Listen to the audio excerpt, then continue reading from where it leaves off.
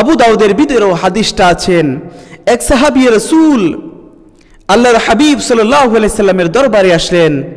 আসার পর তিনি সালাম করলেন, আসসালামু আলাইকুম। আমার নবী সালামের জবাব দিলেন। দেওয়ার পর সেই সাহাবী বসে গেলেন। আমার নবী ডাক দিয়ে বলতেছে, 10 নেকি পাইলা। তারপর আরেকজন সাহাবী আবার আসলেন। আসার পর বলতেছে, আসসালামু আলাইকুম ওয়া রাহমাতুল্লাহ। আমার নবী সালামের উত্তর দিলেন। দেওয়ার পর সেই সাহাবী বসে গেলেন। আমার নবী বলতেছে, 20 নেকি পাইলা। তারপর আরেকজন সাহাবী আসলেন। আসার পর সেই সাহাবী বলতেছে, আসসালামু আলাইকুম ওয়া রাহমাতুল্লাহি ওয়া বারাকাতুহু। আমার নবী সালামের উত্তর দিলেন। দেওয়ার পর সেই মানুষটা বসে গেল। আমার নবীজি বলতেছেন, 30 নেকি পাইলা।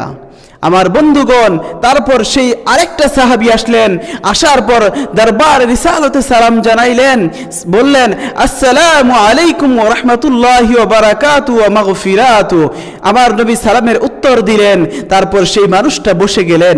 যেই মাত্র বসে গেলেন, আমার নবী ডাক দিয়ে বলে, 40 নেকি পাইলা। আমার বন্ধুগণ, তারপর আমার নবী বলতেছেন, তুমি যত বেশি কাম করবা তত বেশি নেকি পাবা, যত বেশি কথা বাড়াইয়া বলবা তত বেশি তোমার আমলনামায় আল্লাহ রাব্বুল আলামিন নেকি লিখে দিবে।